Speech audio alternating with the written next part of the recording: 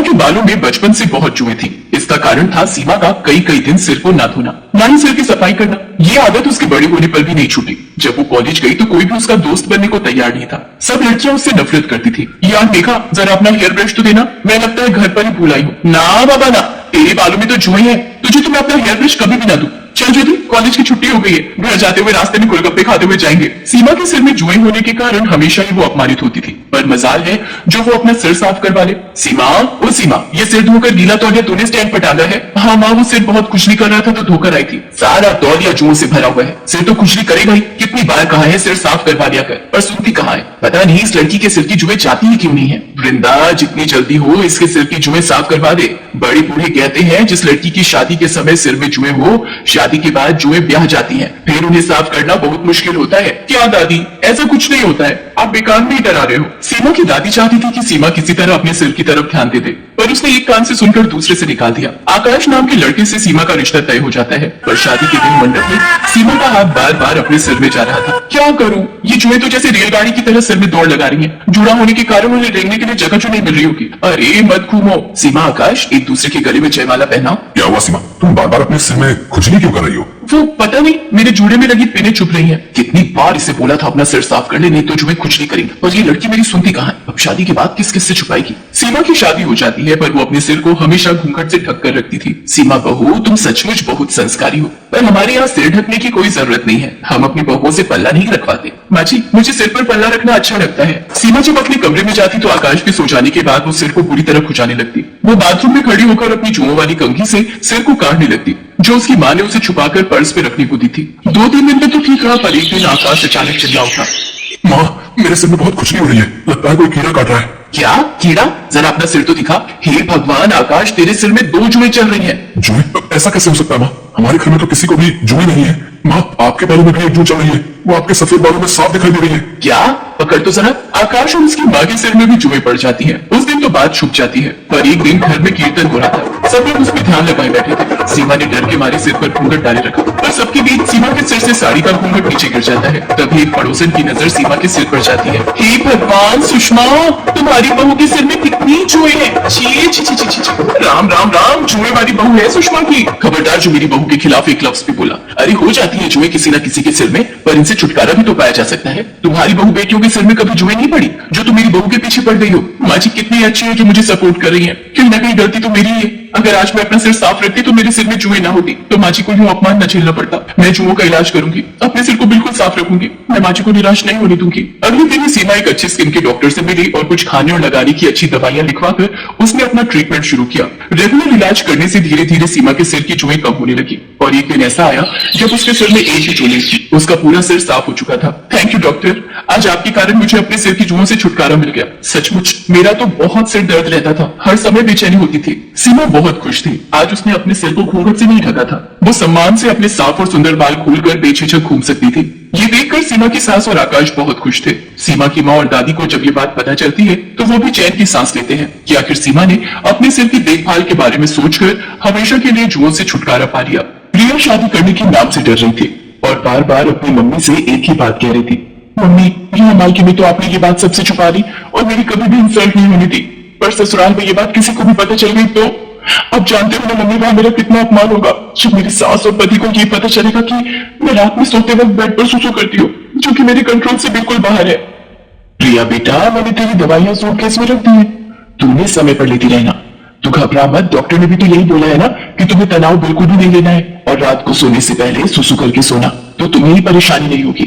अपने खाने पीने का ध्यान रखना, और सोते समय अपने मोबाइल में आधी रात का अलार्म भी लगा लेना, जैसे यहाँ लगाकर सोती हो।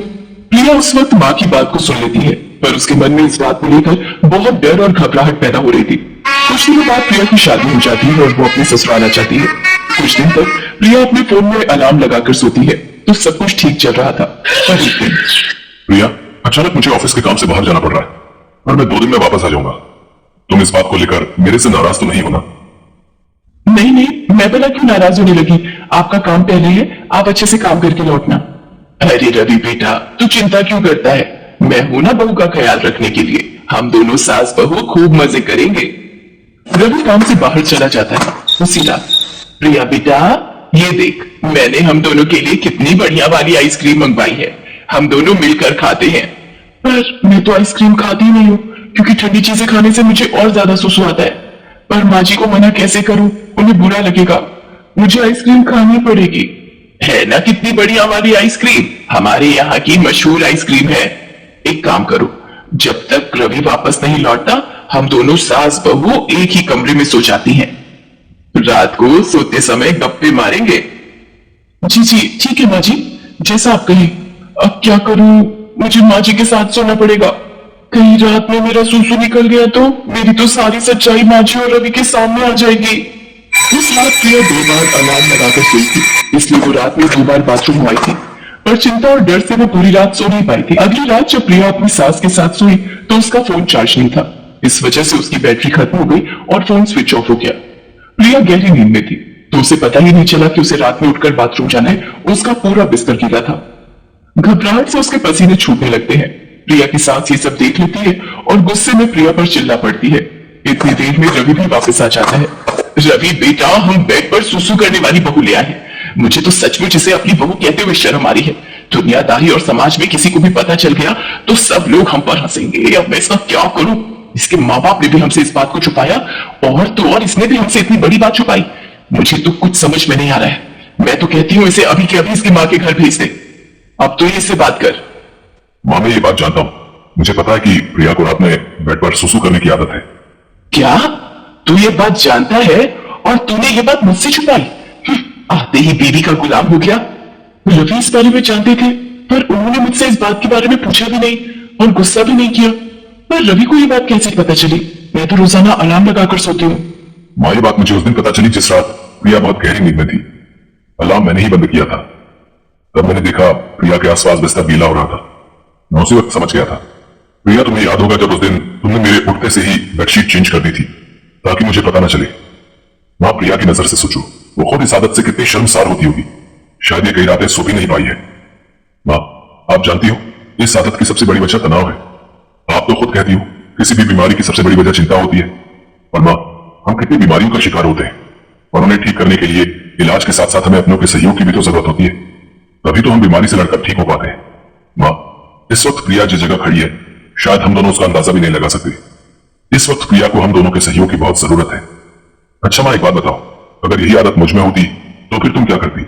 मेरे ठीक होने में मेरी मदद करती या फिर मुझ पर गुस्सा करके मुझे घर से निकाल देती? माँ, अगर आप प्रिया को इस घर में नहीं रख सकती तो मैं प्रिया को लेकर कहीं और चला जाऊंगा। रवि की बातों को सुनकर प्रिया की आंखों में आंसू भर आते हैं और वो रो पड़ती है। सचमुच रवि एक अच्छा पति होने के साथ साथ एक अच्छा इंसान भी था। मुझे माफ कर दे बेटा, तू ये घर छोड़कर चला जाएगा तो मैं किसके सहारे रहूंगी?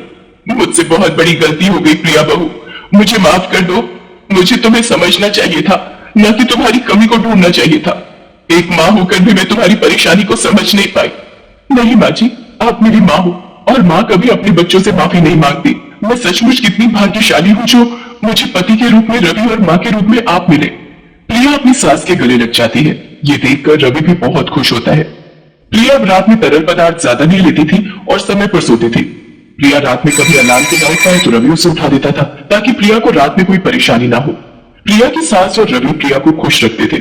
धीरे धीरे रवि और सास के सहयोग से कुछ समय में ही प्रिया की ये आदत पूरी तरह से छूट जाती।